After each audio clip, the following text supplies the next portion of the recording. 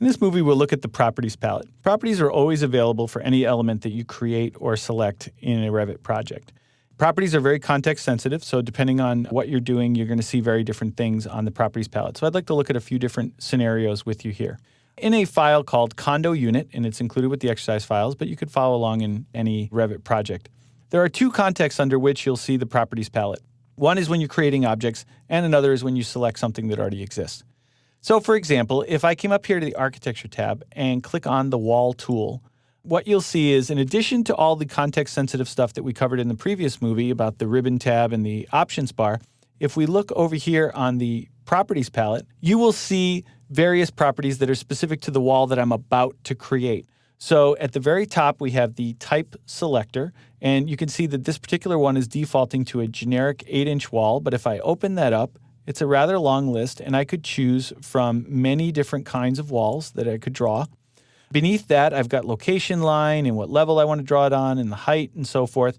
And if I started to draw, it would just simply draw objects using those settings. Now notice that while I'm in the midst of drawing, all of the settings are grayed out. So if I wanted to change the settings, I can do that, but I have to press Escape first to get back to kind of get out of the current drawing mode and get back to the properties. So I'm still in the command. I could make changes. For example, I could choose a different kind of wall and then pick up where I left off, and you'll see that the new wall is a little bit thinner than the other wall. So you can certainly interact with the properties as you're drawing, and we're going to get into a lot more of the specifics on drawing walls in a later movie. So don't worry too much about those specifics at this time. I want to focus mainly on the interaction with the properties palette at this time. So I'm going to cancel twice now, escape twice to get out of that command.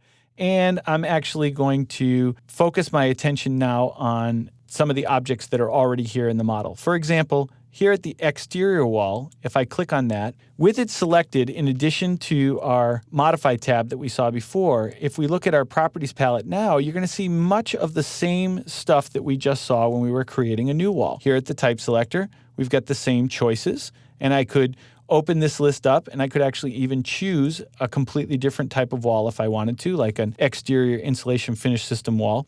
The wall did get slightly thinner. I don't know if you noticed that or not. And if we were to look at it in another view, we would actually see that the finished material has actually changed.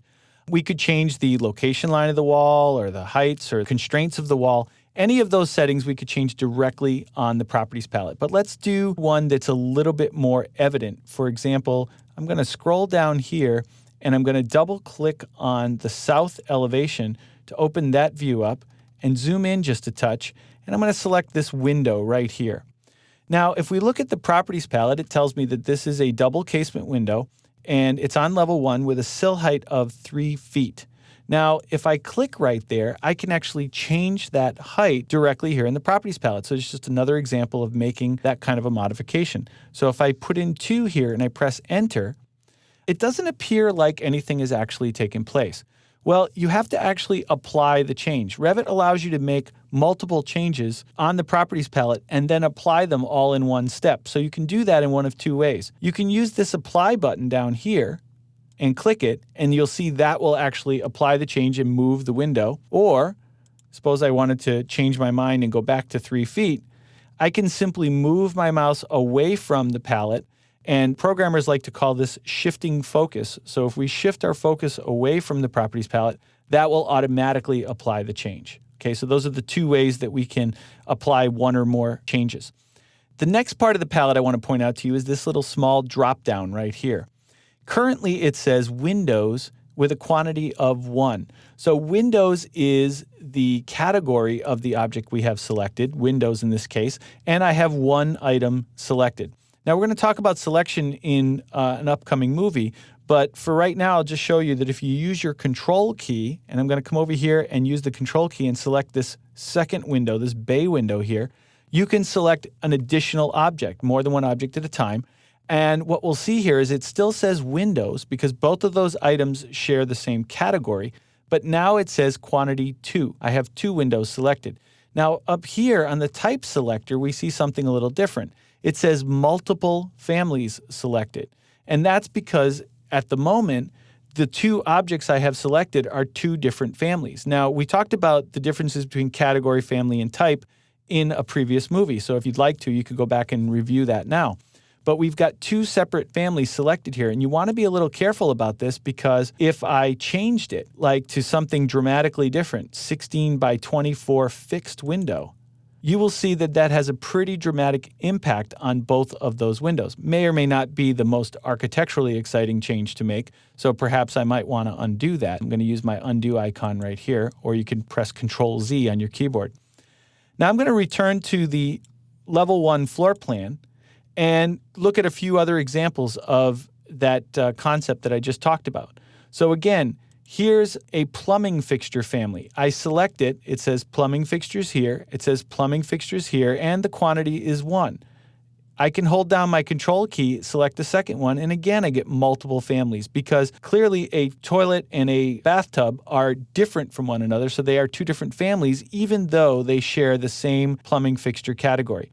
Now, what would happen if you added a third or fourth item to the selection that was of a different category altogether? Well, now it's going to say multiple categories are selected here, and this changes to just say common.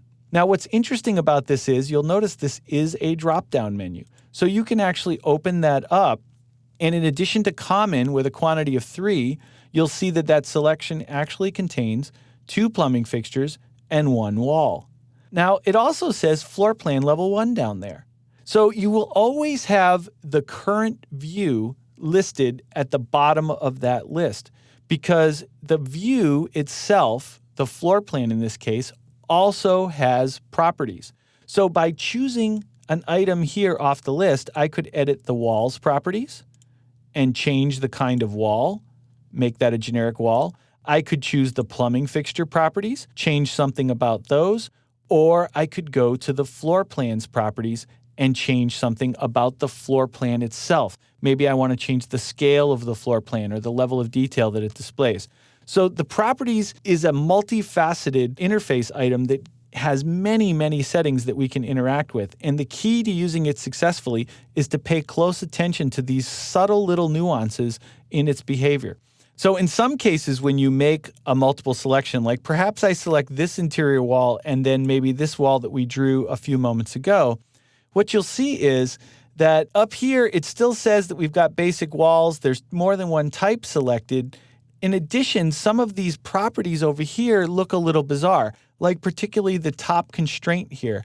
It actually has blanked out, implying that there's no setting. What's really important here is I want you to understand is that that actually doesn't mean necessarily that there's no setting. What it actually means is that there's more than one setting. So if you're not careful here, if you went in here and made some change, like suppose I said up to level 3, the impact of that change might actually be somewhat dramatic if we switch to another view, because now I have just changed the height of both of those walls, may or may not be what I had intended. So you need to pay close attention to not only what you have selected, but the subtle little clues that the properties palette is giving you there in order to be successful in your edits.